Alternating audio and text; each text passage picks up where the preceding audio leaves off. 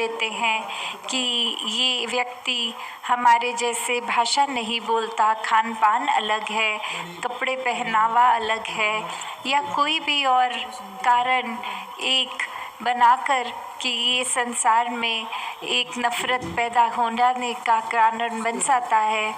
तो कैसे एक ये कारण ही अरे यार नेट नहीं पकड़ता है। पापा मोबाइल ले पापा पास देखिए यार कहूँ 8 मिनट तक ना हो। जड़ से चमिट जाता है और वो नफ़रतों का कारण जड़ से कैसे मिटता है, ये परमात्मा को अंग संग देखकर जब इसके साथ एक मिक हो जाते हैं, फिर चाहे वो आस्था अपनी कोई भी धर्म किसी भी जगह पे हम विश्वास रखते हों, तो वो ही परमात्मा जो एक है और नाम चाहे उसके जो भी दिए गए, तो कैसे इस परमात्मा निराकार को पहले देखकर फिर दिल में बसाकर इससे जब प्यार हो जाता है तो हर एक से संसार से प्यार हो जाता है, एक एक व्यक्ति से हो जाता है। फिर वो चाहे घर का ही सदस्य हो या कोई जानकार या बिल्कुल ही कोई एक अजनबी, एक स्ट्रेंजर, उससे भी हमारा दिल उतना ही प्यार करेगा कि हर एक के लिए दिल ये भला मांगेगा। एक मन में इच्छा होगी कि सभी के जीवन में एक कठिनाई रूप एक उदासी का कारण ना बने कुछ। हर एक के लिए हम कैसे कंट्रीब्यूट कर सकते हैं, हम कैसे उपस्थित रह सकते हैं कि एक एक के जीवन में अगर हमारे वजह से कुछ अच्छा हो सके, तो बात वही जो भक्तों ने हमेशा से किया है कि एक अपना जीवन इस परमात्मा को जान के बहुत ही सुनहरा कर लिया है।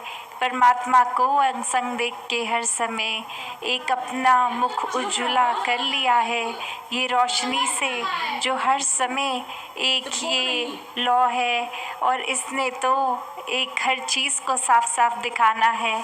जैसे अभी भी चाहे रात का समय है, बाहर तो अंधेरा है, पर इधर पंडाल में ये अगर लाइट्स हैं तो बिल्कुल ये रोशनी उतनी ही लग रही है जितनी सूर्य की किरण पड़ने पर लगती है। तो बात वही कि ये सब लाइटें तो चलो कुछ देर के लिए हैं, एक ऐसी सच्चाई की रोशनी जो हर समय एक जैसी रहने वाली है, जो समय के साथ नहीं बदलती, जो एक शारद के जो पास रहने वाली कि इतनी एक अपने अंदर भी बाहर भी बहुत ही करीब एक ये बात की एक ही है, चाहे वो परमात्मा नाम दे, कुछ भी नाम दे, कि कैसे ये वाहिद एक ही अल्लाह है। और यहाँ एक सिर्फ़ अपने भावों के ऊपर बात केंद्रित करें कि हमें अपने जीवन में जब ये परमात्मा को देखना है, पहले जो देखना इस मनुष्य जन्म में ही पॉसिबल है, तो अभी देखकर ही इसको इससे प्यार कर लें। एक जीवन में इसके ऊपर जब केंद्रित रहेंगे तो फिर हर चीज़, चाहे हम दिनचर्या में जो भी कर रहे हों, भोजन खा रहे हों, सो रहे हों, जागे हों, ये कुछ कार्य कर रहे हों, तो सभी कार्य करते हुए भी इस परमात्मा को दिल में अगर बसाया है तो ये निराकार से जहाँ प्यार करते हुए हर कार्य संभव हो जाता है बहुत आसानी से करना।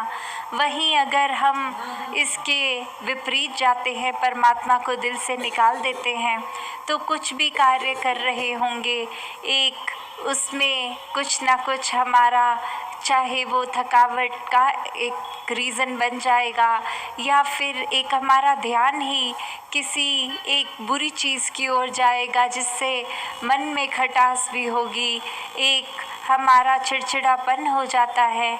तो कैसे हर समय आनंद की अवस्था में रहना, ये सिर्फ़ और सिर्फ़ परमात्मा के साथ जुड़कर ही हो सकता है। वरना दुनिया में तो हर चीज़ ने अलग अलग तरीके से चलना है और हर चीज़ हमारे मुताबिक नहीं हो सकती। तो फिर एक अगर दुनिया को ही सच्चाई मानकर इसी के रंग में रंग जाएंगे तो फिर ये एक अवश्य ही हमें बेचैनी का एहसास रहेगा। हर चीज़ के साथ जुड़ी हुई एक बेचैनी ही रहेगी। और वहीं अगर परमात्मा से जुड़ गए तो ये आनंद हर समय रहेगा। फिर जीवन में संतों वाली एक चाल बन जाएगी, गुण भक्तों वाले हो जाएंगे। एक मन से फिर और कुछ नहीं दिखेगा, एक परमात्मा दिखेगा और हर एक व्यक्ति में भी ये परमात्मा दिखेगा। तो जहाँ देखेंगे वहीं परमात्मा, एक कण कण में पूरे एक ब्राह्मण के परमात्मा। तो कैसे अपने आप को जहाँ परमात्मा के साथ जितना ज़्यादा नज़दीक करेंगे, इस परमात्मा ने तो हर समय अपनी जगह पे कायम दायम रहना है। अगर कुछ एक कमी है तो हमारे विश्वास में, हमारे एक उस समय में अपना नाता परमात्मा से तोड़ के कहीं और दुनियावी चीज़ों में लगा लेते हैं और वहाँ फिर वो दिल दूरी भी महसूस करता है। और कैसे फिर एक ये दूरी फिर बढ़ती भी जाती है अगर अपने आप को वापस इस परमात्मा पे केंद्रित ना किया जाए। तो कैसे एक दुख सुख जहाँ हर एक के जीवन में आएंगे और सिर्फ भक्त जब दुख की अवस्था होती है या सुख की अवस्था, उसमें कैसे अपने आप को एक रस रख लेते हैं, क्योंकि पता है सारी स्थितियां ही इस परमात्मा द्वारा हैं। तो फिर क्या फ़र्क एक अच्छी अवस्था या बुरी अवस्था में। तो एक संसार में आए हैं तो अपना कर्म परिवार के प्रति, समाज के प्रति, अपने एक क्षेत्र, राज्य, गांव, कस्बा जहाँ पे भी हैं, तो कैसे वो जिम्मेवारियों का भी पालन करता है भक्त और अपने जीवन में अपने आप को जिम्मेवारियों से पीछा नहीं छुड़ाता। एक अपने आप को काट कर अपनी रिस्पॉन्सिबिलिटी से कहीं दूर नहीं जाता भक्त, पर इसी घर में रहकर, इसी समाज में रहकर वो भक्ति भी करता ही जाता है। कैसे हम हर एक में वो पोटेंशियल है कि अपना पूर्ण रूप को पहचान लें। जब इस परमात्मा के दर्शन कर लेते हैं तो अपनी असली पहचान जो कि परमात्मा ही है, ये समझ आ जाती है इस आत्मा को कि एक शरीर के ऊपर नहीं, एक आत्मा का असली आधार ये परमात्मा ही है। शरीर तो कुछ सालों के लिए ही इस परमात्मा ने दिया है और इसी शरीर में होते होते इस परमात्मा को जानकर इसके साथ एकमिक वाली अवस्था रहे। तो कैसे हर समय एक भक्त जो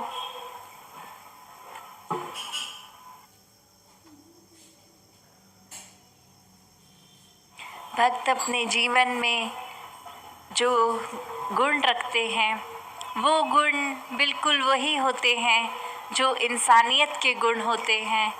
क्योंकि कुछ ऐसी बात नहीं है कि भक्त बनने के लिए कुछ अलग एक रूप है, एक बोलचाल है, नहीं। जहाँ एक हम इंसान के शरीर में आए हैं तो वाक्य में जो इस इंसान को जिस तरह से पेश आना है, जिस तरह से अपना कंडक्ट रखना है, वही तो है जो भक्तों ने हमेशा से सिखाया है।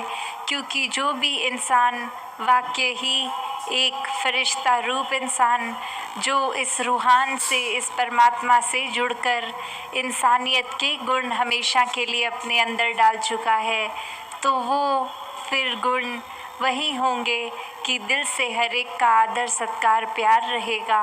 किसी को एक नफ़रत या चोट पहुंचाने का भाव नहीं रहेगा।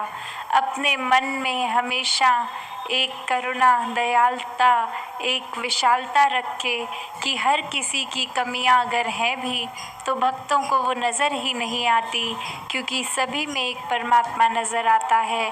और जब सभी ये एक है तो फिर नफ़रत होनी संभव ही नहीं है।